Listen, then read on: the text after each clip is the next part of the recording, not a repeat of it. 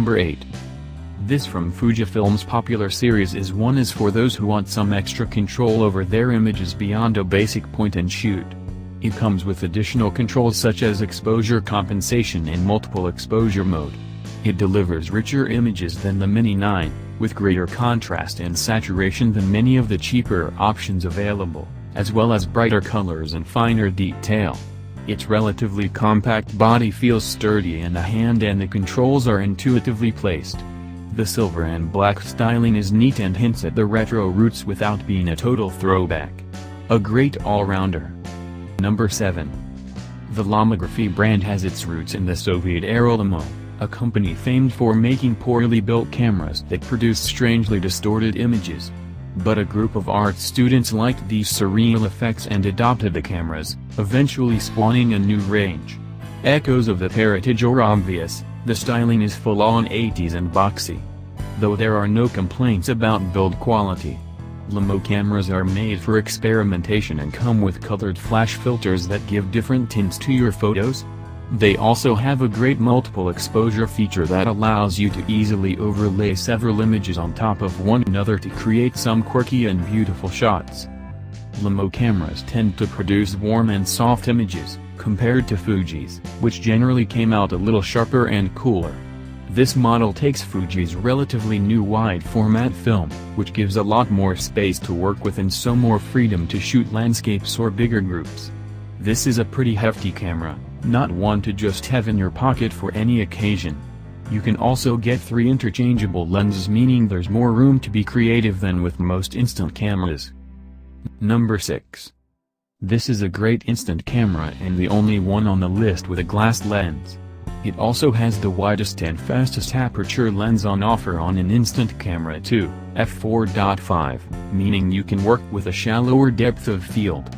The Automat glass also achieves impressive color and contrast.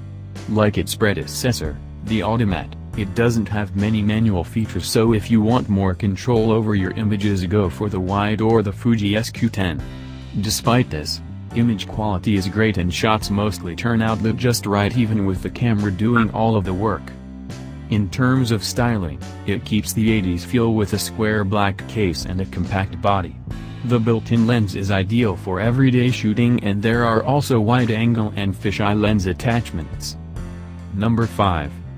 Unlike the wide, which has a host of manual settings, the Automat does almost everything for you. Aperture, shutter speed and flash are all sorted out automatically by the camera. This means it's one of the easiest instant cameras to use. That being said, there are options to get creative. It still has the multiple exposure mode and you can also attach close-up, wide-angle and fisheye lenses. It's more compact than the wide model and therefore more portable. It shoots on Fujifilm Instax Mini and features a remote control shutter release. Number 4. The latest iteration from the Fujifilm Instax family is a fun little camera that in many ways embodies what instant photography should be all about. You basically point, shoot and wait for about a minute or so for your photo to develop.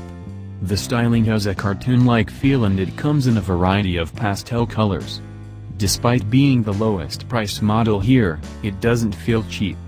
Just next to the manual viewfinder is a small selfie mirror, which is surprisingly accurate at framing your narcissistic moments. This one takes the standard mini film, creating pleasing credit card-sized portraits. It's perfect for weddings and other occasions where you want an instant souvenir. We found the camera did have a tendency to overexpose in bright light, leaving faces a little washed out, but you still get the novelty factor of having a relatively inexpensive instant print. Number 3. The SQ10 is a hybrid between digital and analog. Its main advantage over the competition is the screen on the back, which is a bit of a game changer. Once the picture is taken, you can adjust the brightness and saturation of the image or even add a filter. This means you can create great-looking images in light or dark conditions, and it also saves you wasting precious film on shots that come out looking washed out or underexposed. The curved black styling of the body is less self-consciously retro than most of the other models, and because this camera is a little more complex, it takes a bit longer to figure out where all the settings are, but the on-screen controls are no more tricky than an average compact digital camera. The square format film gives significantly bigger images than the standard Fuji Mini models, but for some people the quality of the snaps may not be far enough ahead of the cheaper cameras on offer to justify the jump in price. Number 2. Here's a cheap way to own a camera from the sought-after, and expensive, German brand. Sofort means instant in German, and this is pretty much a point-and-shoot instant camera, so there aren't too many dials or buttons to get your head around.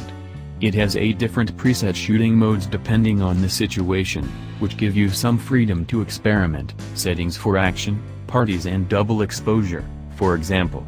On fully automatic mode, pictures come out pretty well in most lighting situations. This is the best looking camera of the group, with hints of the old Leica models and a minimalist square design, sporting that iconic red logo. Underneath, this is essentially the same camera as Fuji's cheaper Mini 90, with some tweaks from Leica, so it really comes down to whether you want to pay more for the Leica name. Number 1. All of these cameras are great fun to use and offer something slightly different. If you want to play around with a host of manual options and interchangeable lenses, then Lomography's Lomo'Instant wide is ideal. Fuji's Square 10 also gave great pictures, and the option to view and edit on screen is excellent, but probably not quite excellent enough to justify the price difference. The gap in quality of photographs between the cheapest and the most expensive instant cameras is pretty small when compared to the difference between the best and worst compact digital cameras. Most of us are probably looking for a simple point-and-shoot, and for that, the Instax Mini 90 is the perfect all-rounder. It handles most lighting situations well and has the option to take more manual control if you want to. It's also been around for a while and has come down in price, so, in terms of value for money, it's the best option out there at the moment.